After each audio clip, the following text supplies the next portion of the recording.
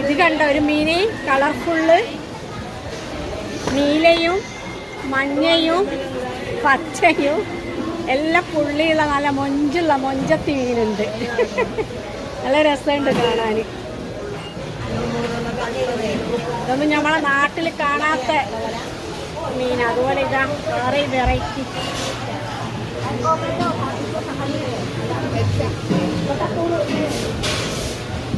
ഉണ്ണിമേരിയുണ്ട്,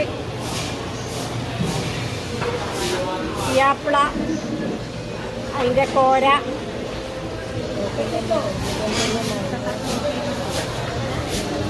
അക്കൂറ. 3.4 you want? 3.4. You need 2 kilos. Okay. Hello, അസ്സലാമു അലൈക്കും. നല്ല ഫ്രഷ് അയക്കൂറ കിട്ടിയിട്ടുണ്ട്.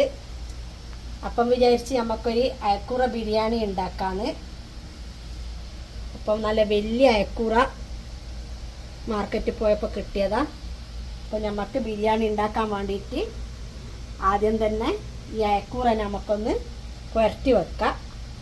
2 സ്പൂണ് ചെറുനാരങ്ങ നീരും ഒഴിച്ച് കുറച്ച് ഉപ്പ്,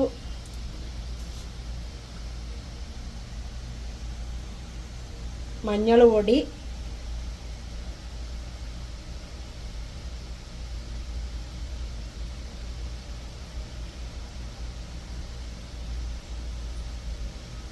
മുളക് പൊടി ഇട്ടിട്ട് നമുക്കിതൊന്ന് പുരട്ടി റെഡിയാക്കി വെക്കാം. മീൻ ബിരിയാണി ഏത് മീനെ കൊണ്ടും ഉണ്ടാക്കുമ്പോൾ ഫ്രൈ ചെയ്തിട്ട് ഉണ്ടാക്കുന്നതാണ് നല്ലത്. എന്നാൽ പൊടിഞ്ഞു പോവില്ല. നാരങ്ങ നീര് ചേർത്താൽ ഏറ്റവും നല്ലതാണ്. കുറച്ചും കൂടെ ഹാർഡായിട്ട് നിൽക്കും. അധികം മുളക് വേണ്ട, ഫ്രൈ ചെയ്യുന്നതല്ലേ. അപ്പോൾ ഒന്ന് പുരട്ടി റെഡിയാക്കി ഒരു 10 മിനിറ്റ് നമുക്ക് ഇതൊന്ന് മീനിൽ പിടിക്കാൻ വേണ്ടിയിട്ട് വെക്കാം.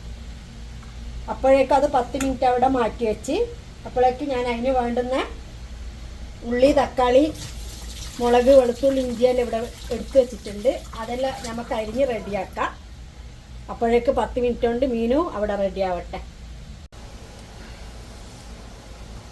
മീന് പെറുക്കി വെച്ചത് 10 മിനിറ്റായി.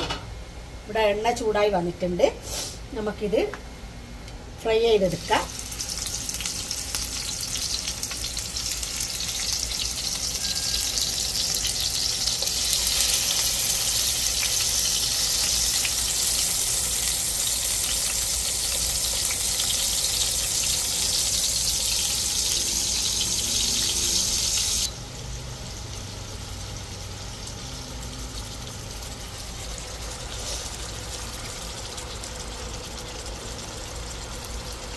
അധികം പൊരിയണ്ട,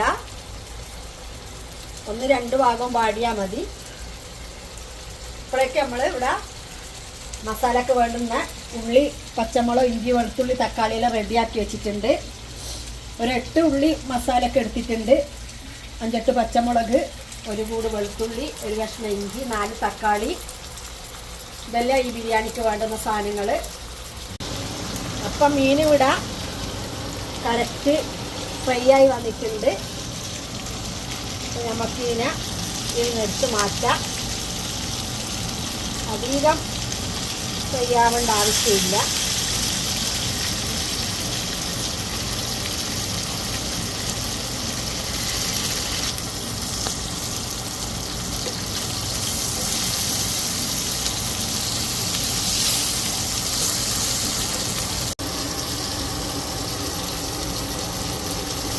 മീൻ അധികം പൊരിഞ്ഞ് ഹാർഡായാൽ ചോറിൻ്റെ കൂടെ നമുക്ക് ടേസ്റ്റ് ഉണ്ടാവില്ല.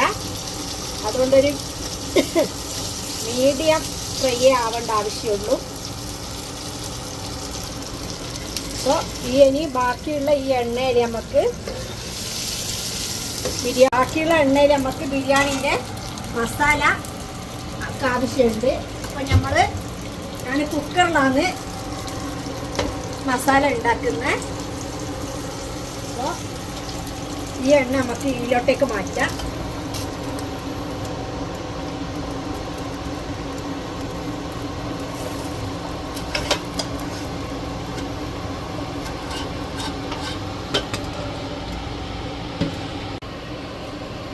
ആവശ്യം ആ എണ്ണ പോരെങ്കിൽ നമുക്ക് കുറച്ചും കൂടിയും ഓയിൽ ഒഴിച്ചു കൊടുക്കാം.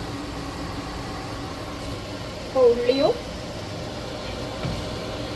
പച്ചമുളകും തക്കാളിയും വെളുത്തുള്ളി എല്ലാം ഒന്നിച്ചിട്ടിട്ട്, തക്കാളി മാത്രം കുറച്ച് കഴിഞ്ഞിട്ടിടാം, ഒന്ന് ഉള്ളി വാടിയതിന് ശേഷം ഇതെല്ലാം ഒന്നായിട്ടിട്ടിട്ട് ഒന്ന് വാടി വന്നിട്ട് തക്കാളിയും കൂടെ ചേർത്ത് റെഡിയാക്കാം. കുറച്ച് വാടാൻ വേണ്ടിയിട്ട് ആവശ്യത്തിനുള്ള ഉപ്പിട്ട് കൊടുക്കാം.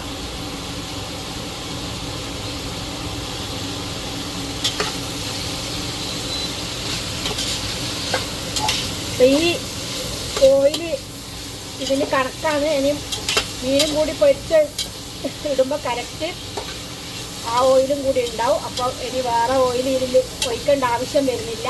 അപ്പോൾ അത് നന്നായിട്ട് വാടട്ടെ. അപ്പോൾ ഉള്ളി ഇവിടെ ഒന്ന് വാടി വന്ന് ഉള്ളിയും പച്ചമുളകല്ല, ഇനി നമുക്ക് 4 തക്കാളി ചേർത്ത് കൊടുക്കാം.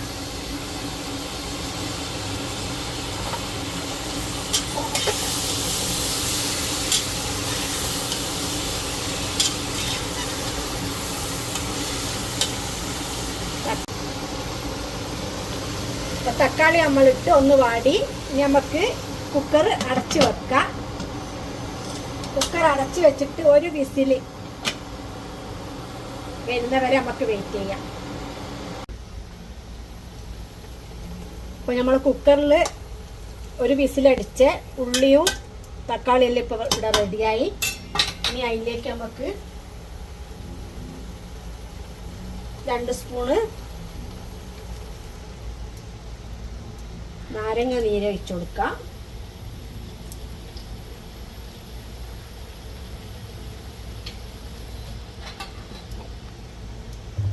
പിന്നെ ഗരം മസാല,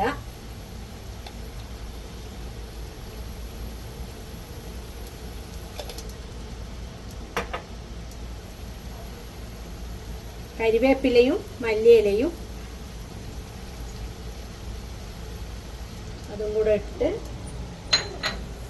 നമ്മൾ ചോറിന് വേണ്ടിയിട്ട് ഉള്ളി പൊരിച്ച് മാറ്റി വെച്ചിട്ടുണ്ടേനു. ചോറുണ്ട്. അപ്പം അതിന് കുറച്ച് ആ പൊരിഞ്ഞ ഉള്ളിയും കൂടെ ഇട്ടുകൊടുത്ത് എല്ലാം കൂടെ ഒന്ന് മിക്സാക്കി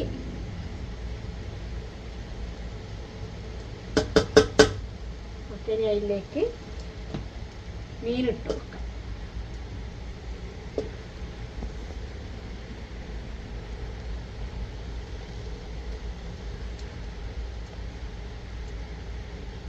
ഉപ്പെല്ലാം കറക്റ്റ് ആയിരുന്നു, ഞാൻ നോക്കീനി.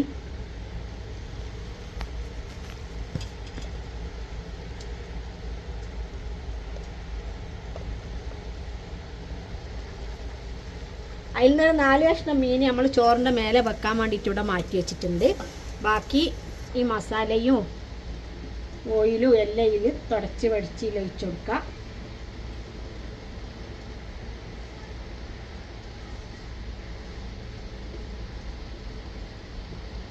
എല്ലാം കൂടെ ഒന്ന്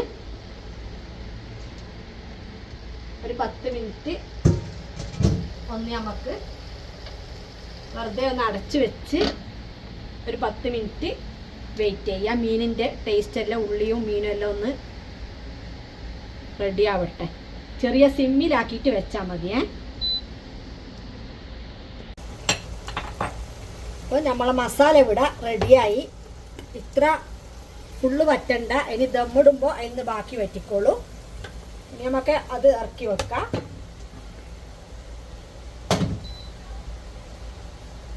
നമുക്കിനി ചോറുണ്ടാക്കാൻ വേണ്ടിയിട്ട് ചോറിന് വേണ്ടിയിട്ട് ഞാൻ ഉള്ളിയും മുന്തിരിയും അണ്ടിപ്പരിപ്പെല്ലാം ഇവിടെ പൊരിച്ച് വെച്ചിന്. അപ്പോൾ അതിൽ കുറച്ച് ഗരം മസാലയും മല്ലിയിലയും ഇട്ടിട്ടുണ്ട്. ഇപ്പോൾ ആ പൊരിച്ച എണ്ണയിലേക്ക് തന്നെ ഓയിൽ നമുക്കൊരു 2 സ്പൂണും കൂടെ RKG ചേർത്ത് കൊടുക്കാം. മിൽമ ഗീ. അപ്പോൾ ഞാൻ ഇവിടെ ചോറ് ഉണ്ടാക്കുന്നത് ബാസ്മതി റൈസ് വെച്ചിട്ടാണ്. അപ്പോൾ നാട്ടിൽ നിന്ന് കൊണ്ടുവന്ന ജീരകശാല അരിയൊക്കെ തീർന്നു പോയി. അപ്പം ബാസ്മതി റൈസ് ഒരു 2 ഗ്ലാസ് ഫുള്ള് ബാസ്മതി റൈസ് ഇവിടെ അരമണിക്കൂറായി കഴുകി വെള്ളത്തിലിട്ട് വെച്ചിട്ട്, ആ അരിയാകുമ്പോൾ നമുക്ക് വറക്കേണ്ട ആവശ്യമൊന്നുമില്ല. ഇതിലേക്ക് ഗ്രാമ്പൂ, പട്ട, ഏലക്കായും ഇട്ട് കൊടുക്കാം. അതൊന്ന് മൂത്ത്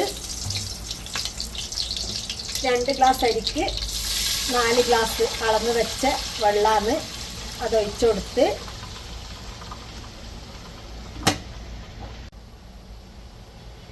അപ്പോൾ ആ വെള്ളത്തിലേക്ക് നമുക്കൊരു 2-3 സ്പൂണ് ചെറുനാരങ്ങയും കൂടി ഒഴിച്ച് ആവശ്യത്തിനുള്ള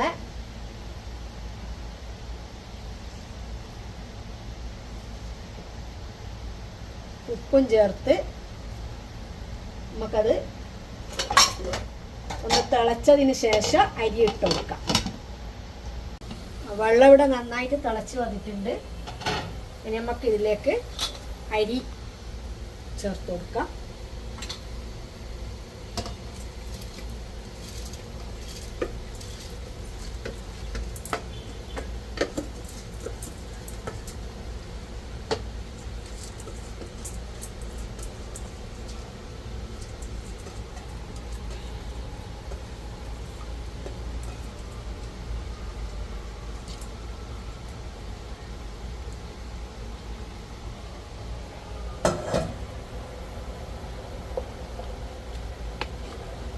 അരി ചേർത്ത് ഇനി ഇടയ്ക്കിടയ്ക്ക് ഇളക്കിക്കൊണ്ടിരിക്കണ്ട.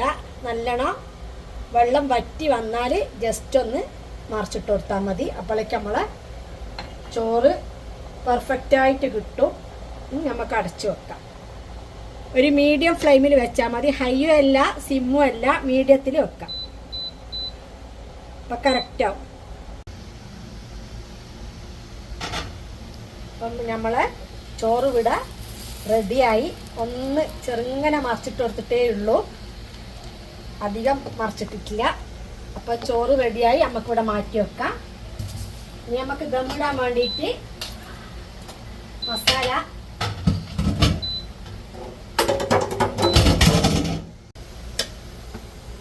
നമുക്കിനി ദമ്മിൻ്റെ പരിപാടി ആക്കാം. ചോറിട്ട് കൊടുക്കാം.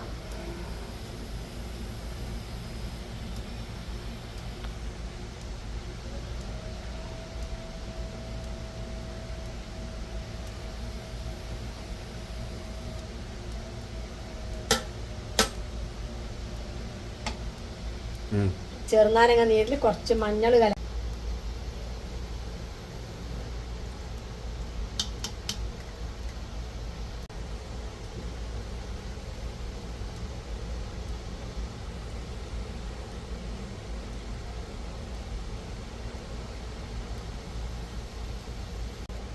അപ്പം നമ്മളിവിടെ ദമ്മ് ഇട്ട് ഇവിടെ റെഡിയായി. അപ്പം നാരങ്ങ നീരിൽ കുറച്ച് മഞ്ഞ പൊടി കലർത്തിയിട്ട ഒരു കളറിന് വേണ്ടിയിട്ട്. ബാസ്മതി റൈസ് ആകുമ്പോൾ ഒരു കളറ് നല്ലതാണ്. അപ്പം നമുക്കിതിൻ്റെ നടുക്ക് ഞാൻ എപ്പോഴും എൻ്റെ ബിരിയാണി ബ്ലോഗിലും പറയുന്ന പോലെ നമുക്ക് 2-3 ഹോൾ ഇട്ട് കൊടുക്കാം.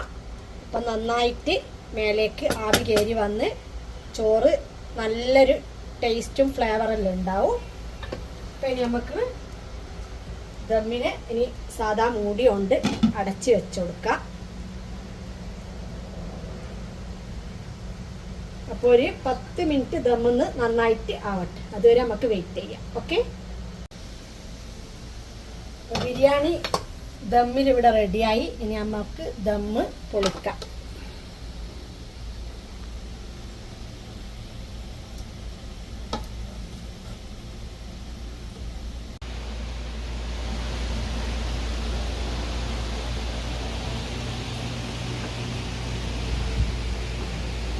നമ്മളെ ബിരിയാണി ഇവിടെ റെഡിയായി.